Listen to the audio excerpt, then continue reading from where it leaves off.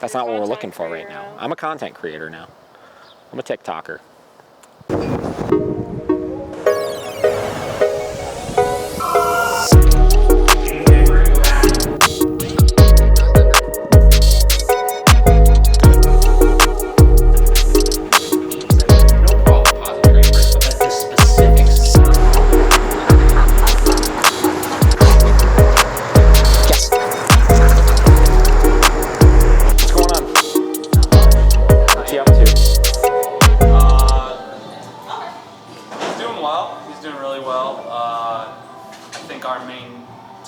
My main takeaway from last week was keep working on the down stays and the bed stays, and you encouraged me to do longer durations. Yes. So I did do that a couple times just with me and him when I'm like making dinner and stuff like that. Yep. So he held them for 20, 30 minutes, no problem. Cool.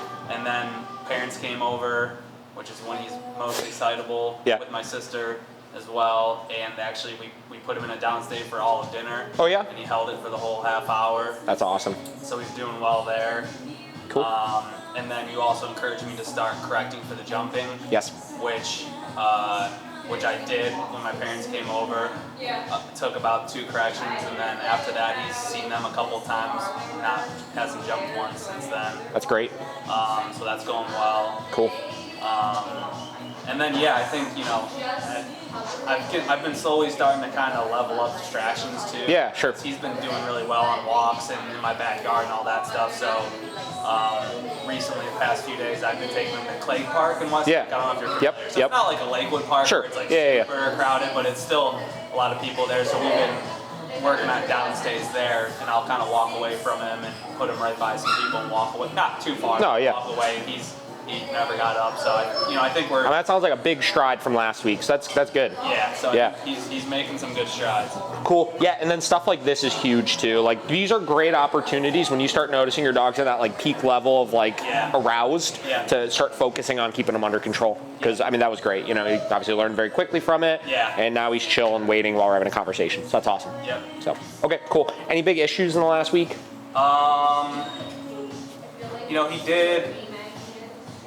He did rush out, like, so when my parents came one time, I wasn't by the door. They had I knew they were coming, but I didn't think they were gonna be there so soon. And so they had popped the door open, and he kind of rushed out. Sure. And so, well, it's funny because since last week I found out that you did YouTube videos, because actually no one told me that before. So then this past week I've just been binging all of your cool. videos. So I've since answered a lot of my own questions. I feel like so. I didn't have the e-collar on him at that time either, so now I've learned basically anytime someone's coming over, anytime I'm in public, always have it on. Even if I'm trying to correct for something, even when it's me and him.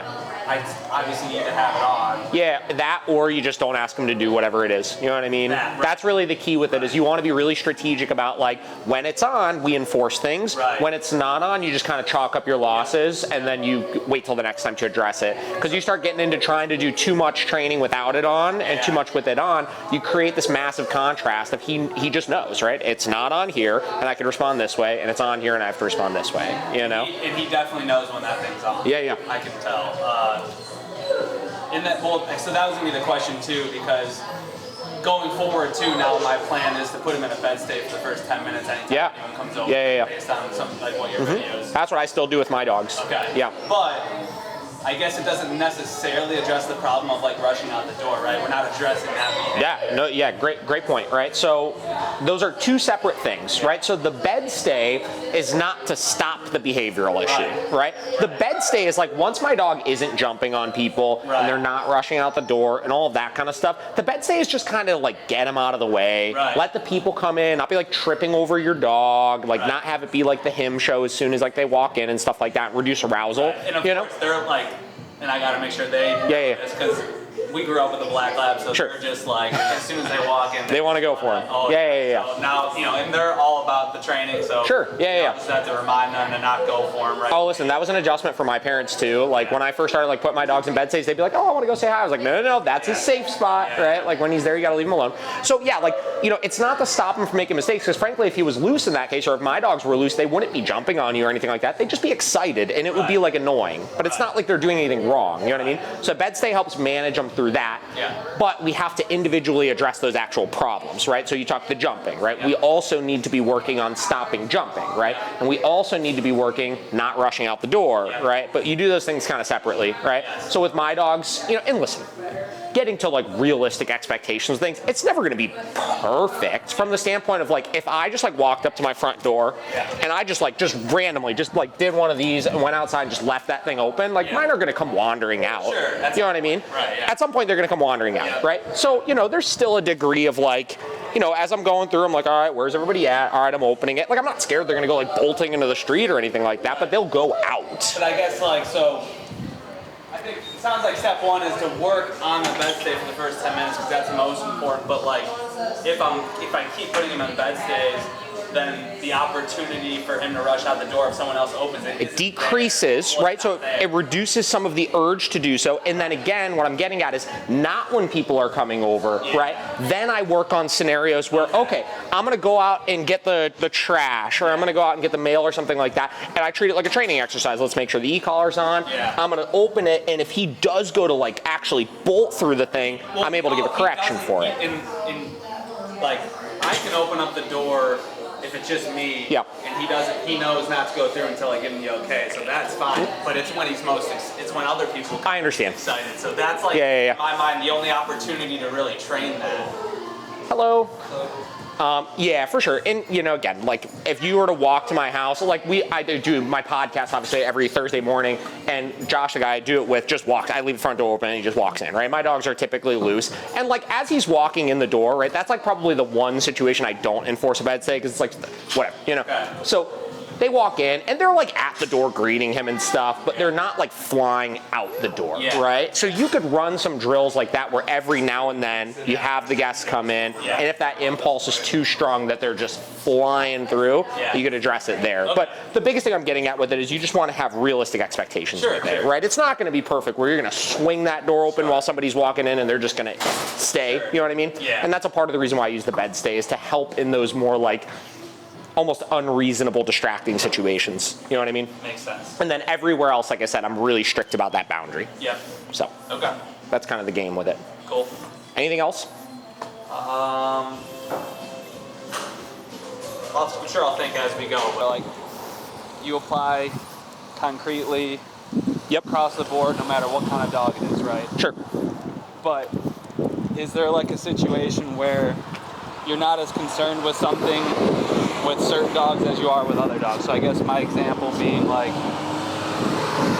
you know, if someone, whether it's a friend or, you know, let's say I meet someone at the park or whatever, they come up and say, I want to, you know, can I pet your dog? Sure. I know based on all the videos I've watched already, I know what the right answer is, right? But I guess I'm wondering if there's any exception to the rule for someone who, like a lab, I get what you're saying. Like super, you know, social and excitable and friendly. I'm not worried about any type of aggression. No, I get what you're saying. So like, is that okay in your mind? And then number two, like, how do you approach that situation? Because I still don't want him like feeling like he can rush to.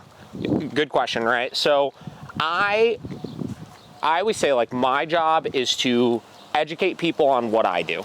Right? Sure. And to give you the pros and cons of scenarios, right? So in an example like on-leash greetings, whether it's with dogs or with people, right? The pros and the cons are, or I should say the cons specifically are, if your dog is nervous or apprehensive, it puts them in a vulnerable position where flight's not an option and they're more likely to react. Right. If they really like other people and other dogs, you're creating a conditioned association of when you see other dogs or other people on the walk, get overstimulated. Right. The number one issue that clients come to me for is over-arousal issues on the walk. So even if you have the most friendly dog in the world, if you're constantly doing those things, you're creating more arousal and making your job harder. Right? Tack on to that when you get into socialization, for example, and this one's more with dogs than with people. When dogs are socializing, they have this process of like, all right, we're kind of sniffing each other and feeling each other out. Then we're like playing, we're competing, we're roughhousing and stuff like that. And it's impossible for them to do that in that type of social scenario. So it's like you're constantly putting in these dogs in this situation where it's like you're getting them like excited, like they're about to start doing this, and then you're removing them from the situation. You know what I mean? Right. And it's like it's just constantly teasing them and creating frustration. And then in the case of people, yeah, and I guess I was more like I get the dog, the sniff, the people, yeah. I get, but like, all right, so I'm single right now. Sure. Right? So if a cute girl comes up to me and says, "Hey, I want to pet your dog," like, listen, I'm not man, gonna, like, I don't want to say no, right? So like. How would you handle it? Because I also don't want... I understand. We don't want them jumping on said person. We're taking care of that, right? Yeah. But I also don't want them just pulling towards her. Yeah. So is there a philosophy so you wait, that situation? So knowing that the downfall to socializing him with a person is creating more over-arousal issues, again, I probably still wouldn't do it, but there are plenty of clients I have out there that are like, you know what, if my dog gets a little excited, I can calm him down later and it's not the end of the world. And if I do it once every blue moon like that in a situation, right, it's probably not going to be the end of the world. Got it. Right? It's like you can have your cake and eat it too, right? Exactly. Like, you got to balance it out. And I told this story yesterday in a lesson. My wife used to be loose about that with her dog, right? Where she would go to the coffee shop and this, that, and she was meeting up with one of her friends. As soon as she got to the coffee shop, she would tell Deli, okay, and Deli would go sprinting over to the person and like get some love and this and that. And it was fine. She wasn't aggressive or anything like that with people.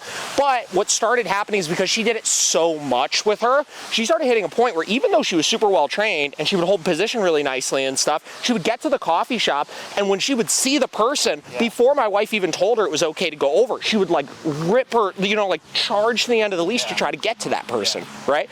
So she created a problem because she did it too much. Right? So we nixed it for a little bit. We eliminated it altogether. And listen, if my wife goes out with the dogs every now and then, I'm sure if she goes and meets up with a friend, she's still letting it happen from time to time. But she saw how it created the problem, and then she was able to address that and reduce the amount of time she was doing it so it didn't become a further issue. Right?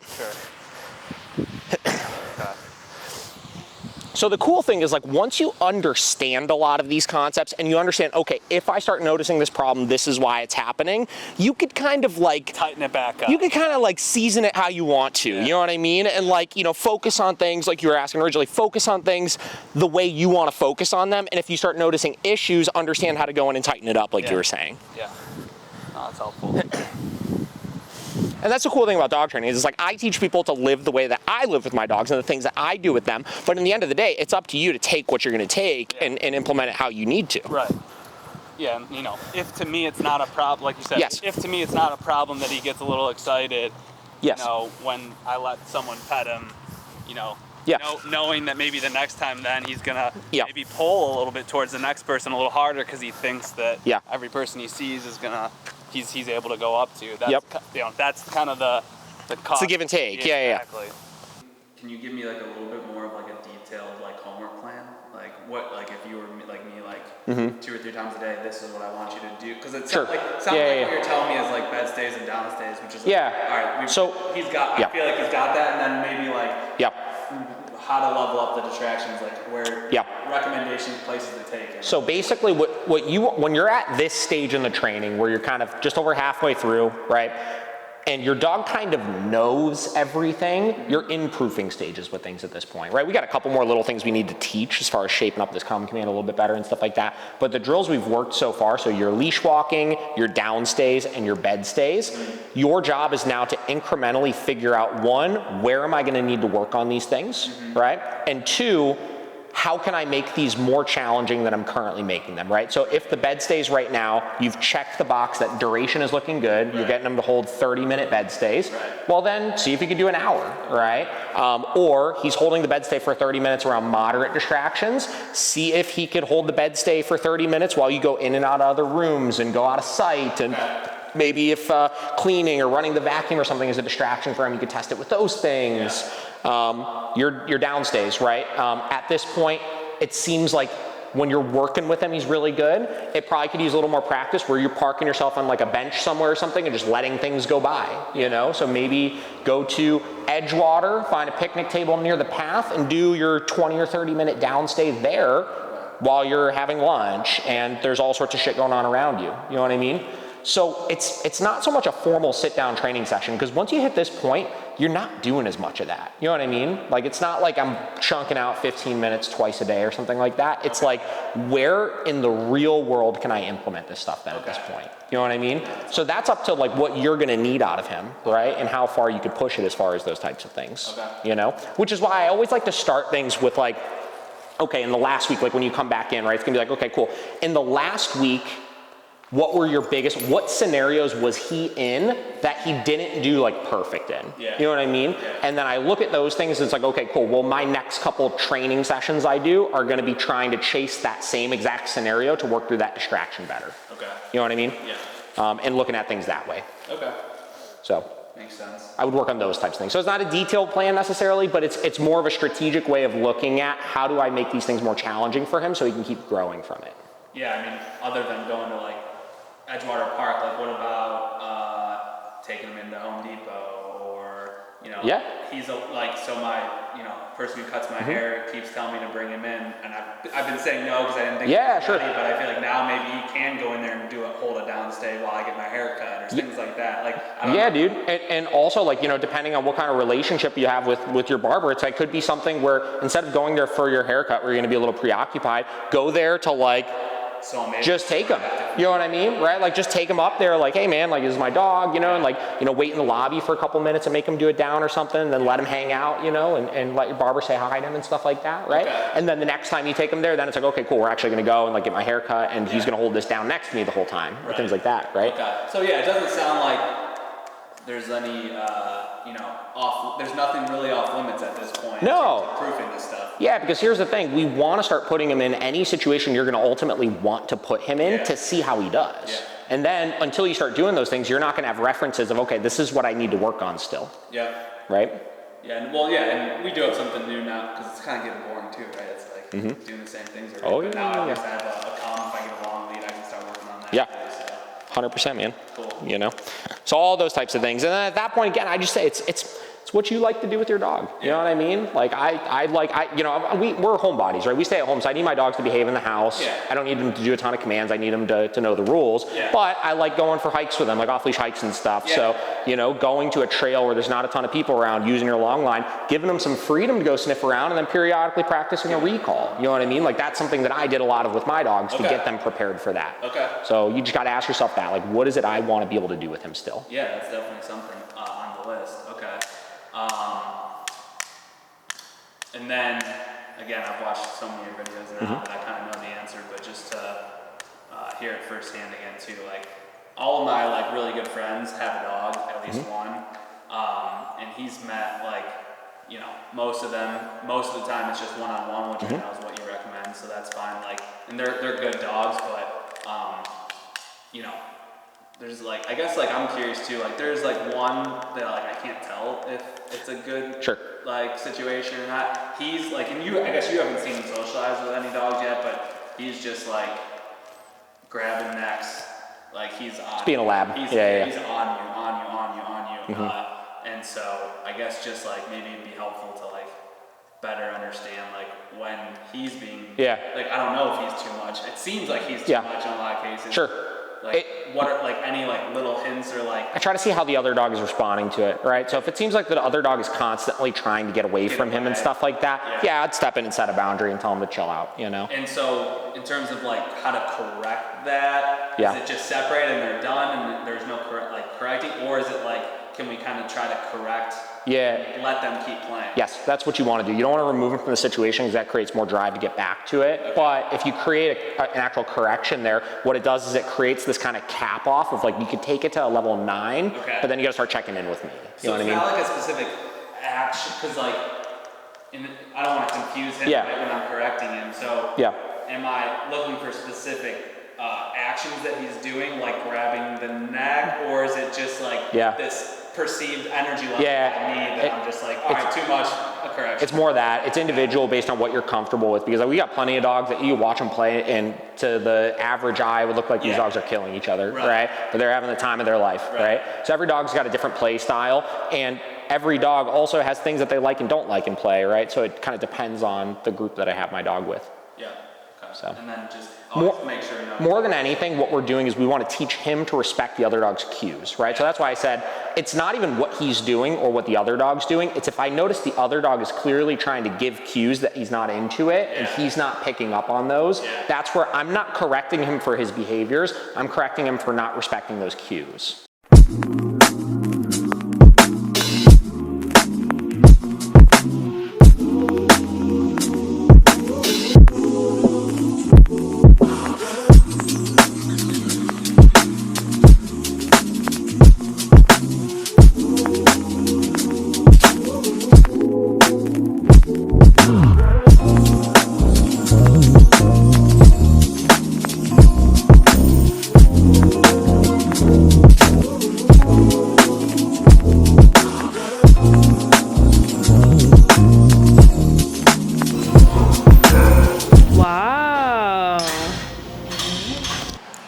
So I remember, I think when he boarded here recently, they did a little bit of grooming stuff with him. I think they did his nails or something.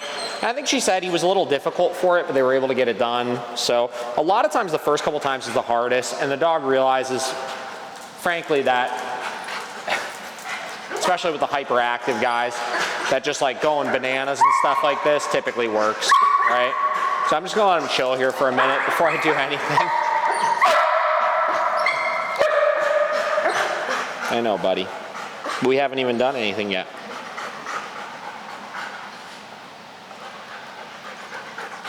Now you said he'll like bite at the brush and stuff, typically?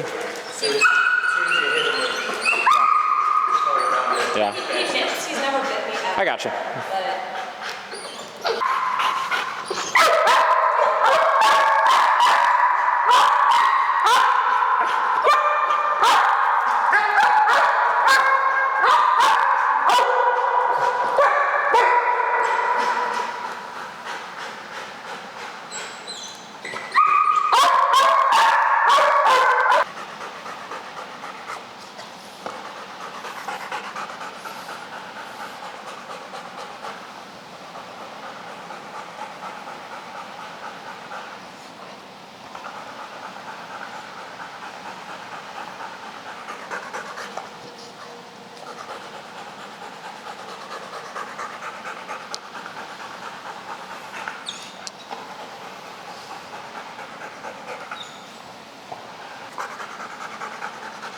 Nonsense, you know?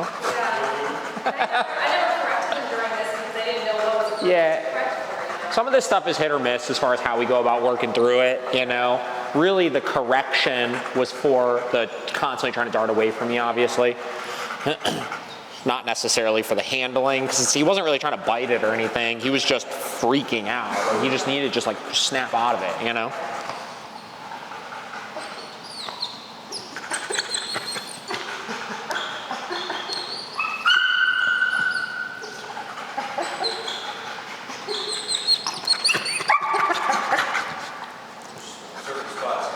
Yeah, you can tell like near the back hips and stuff seems like a big one. Like his back seems okay as we're doing it. But then as we get, like I said, back kind of near the butt right there and on the leg, that's where he starts getting sensitive. But he might be starting to work through that here. Doing all right now. Still stressed, but at least he's letting me do it. He's doing better than us. Yeah. When we see dogs that for like when we see dogs that are bad for say grooming or handling or nails or baths or any number of those types of things, usually like the first time is kind of a mess, you know? Then the next time is a little bit better, and the next time is a little bit better, and you kind of play that long game with it. You know, in his mind, the reason why he's freaking out so much is like he thinks something bad is gonna happen. You know what I mean? He's this perception that like something terrible is gonna happen with his grooming, right? So each time it happens and nothing bad actually does happen, it gets him more and more confident, right? But sometimes you gotta get past that like initial hurdle, and you just like, you gotta stop that, right? So that he could start to realize, again, nothing bad is happening. Hey, look at that. I could never do this at all, I'm telling you. He's being so different here. Now, again, we've talked about this. There's nothing magical going on here. We just gave him something he needed to do, right? And we enforced him doing that thing. In the bathroom, you had a shop vac, a vacuum. Yeah, sure. Dryer. Yeah. My brush, when I go to brush my hair. Yeah, yeah. Freaks out. So those types of things, those are, you know, when I notice hurdles like that he's struggling with, those are things I want to work through, right? So shop vac, for example, pop him in a bed stay or a down stay all the way in the corner and start vacuuming around. Don't go crazy close, but like get him used to keeping it under control around that kind of stuff. You'll notice him really make a lot of progress from that kind of stuff.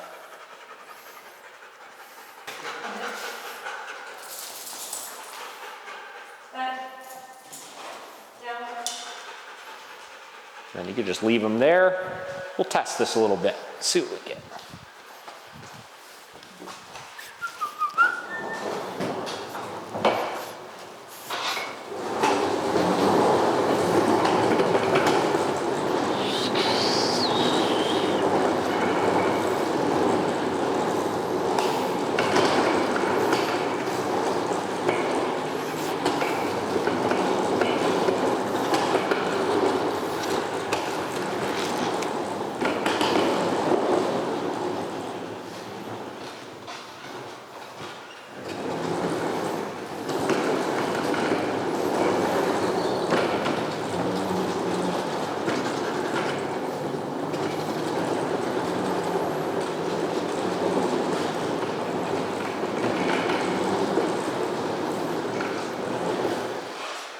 Pretty good. Why don't you go ahead and get them and then put them into a downstay somewhere.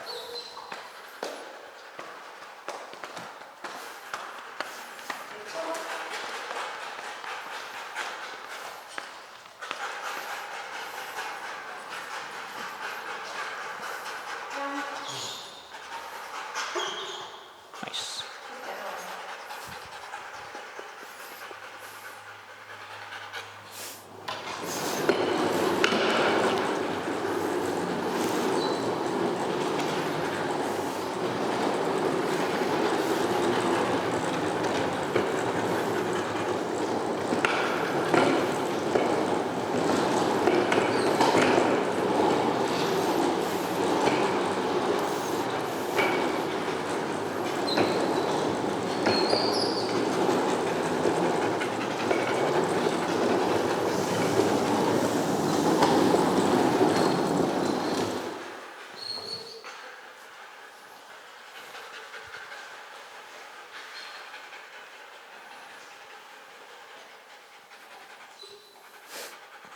Why is everybody staring at me? All right, go ahead and grab them, and then you can do another bed stay. Perfect.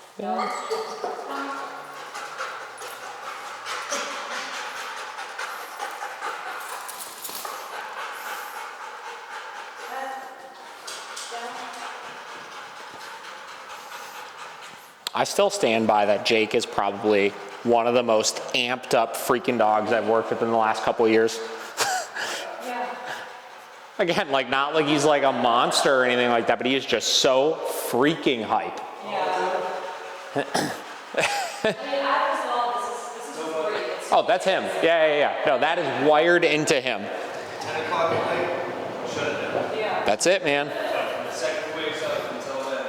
I'm not one that's all like, oh, as they get older, it gets better or anything like that. Because like Vinny, we used to talk about him a lot, like my Malinois, very similar energy to him. You know, Vinny is still a psycho, right? But I've noticed like bigger and bigger chunks of time where he just like chills, you know, as he's gotten older. And he's like gonna be 9 now at this point, so.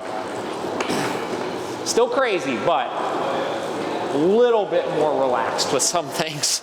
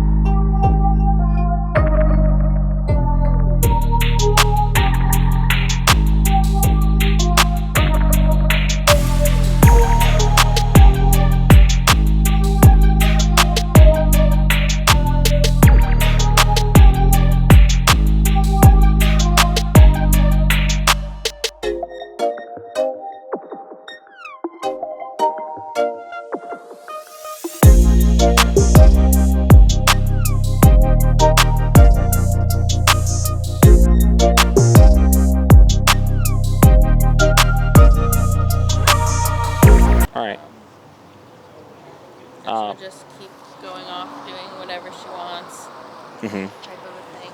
So two-part. It's really not even like when a lot of dogs are around. It's just Stuff. people, yeah, or stuff. Yeah. Okay. Well, two things with that, right? So, one, obviously, we're going to take her to Edgewater today since it's pretty nice out. It's not too hot or anything, and we'll work her there just to add distractions and stuff. But I want to see you just you tighten up your communication a little more, right? You're letting, in minor situations like this, you're letting a lot of little details slide, right? And what happens is if we're inconsistent about stuff in those types of situations, we're shit out of luck in the big situations because nothing is clear to her, right? Sometimes she gets asked to sit 4 times, right? Other times when we're walking, we're just using the leash to communicate with her. You know what I mean? Like nothing is predictable, right? For her to learn to then avoid, right? Or to learn to then understand, like, this is a guarantee. If a command is given this way, this is either how it'll be rewarded or corrected for, right? So you got to keep those things in mind with this kind of stuff. You know, obviously her collar was off at the beginning, which is whatever. But we want to make sure also then the corrections we're giving, they're actually doing something, right? Because like we could fall into a trap sometimes of like when we work too low for too long with stuff, it's like we never accomplish. We're just like constantly correcting or doing things and stuff like that and never actually accomplish anything with them, right? Where sometimes if we err more on the side of like we're just going to give a couple of corrections a little bit higher for this kind of stuff in a little bit more meaningful way, at least around the distractions, like come command, right? If you're working a come command with her and she's just like dicking off, like blowing you off for whatever reason, there has to be a meaningful enough correction for that or else she's going to continue to do it, right? Where sometimes, like I said, we fall into that trap of we'll then just like repeat it a few times or go get her or, you know, correct 4 times out of 10 and then she kind of like lazily wanders over to us and it's like, all right, well, you kind of did it. So we just want to tighten this up just a little bit more, right? So let's do this. Let's take her to Edgewater here. Let's work distractions and stuff like that and we'll kind of go from there. Is there anything else in particular you want to focus on here today? No. Just those things? Yeah. Okay, cool. Well, why don't you go ahead and load her up. All of you follow me there. And we're going to meet by the Cleveland sign, like the upper part. And let's say go to a new environment, it's more distracting, whatever. It should take, you know, it's normal that, you know, 1-2 corrections, something like that, before the dog focuses back in if they're really overstimulated. But if the boundary is clear enough to the dog, they should then very quickly fix themselves back into position. And right now the boundary is just it's kind of different every time. So a couple of things right off the rip I was noticing were, one, you were correcting her obviously, right? But like sometimes it was like when she was all the way up there, right? Sometimes it was when she just got a little bit ahead of you. Sometimes it was, you know, she would get ahead and then you would kind of still give like a tiny little tug back and stuff. And then in addition to that, you were using your come command when you were tapping, which we don't want to pair our command with a correction, right? We don't want to create a negative association with the actual command itself, right? That's where we should be using our no marker for that. So let me see the leash real quick. I'm going to start with her. I'll take that. And I want to show you kind of how I would go about setting that boundary here. Ella, come. So what we're going to do is we'll pretend we're starting right now here, is I'm going to tell her come to start the walk, obviously. Once I tell her come, keep in mind, the expectation of this, and I don't even care what she's doing right now, obviously. Once I tell her that, the expectation is that she stays in my bubble, right? So in the bubble, let's just hypothetically say within like 1.5 feet of me in any side, right? So, come here. We'll let them pass first. So when she steps out of that bubble, whether she's pulling on the leash or not, that's where we want to give our correction for it, right? No, sorry, she's training right now. Thank you for asking, though.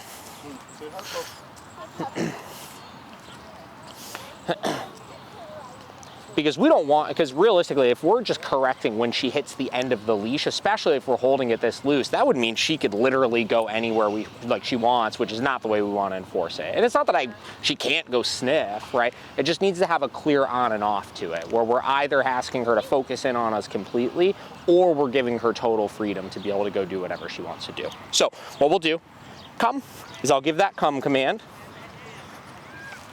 And at this point, if she gets out of position, the only thing I'm going to do is tell her no, tap my button, then tell her come again, right?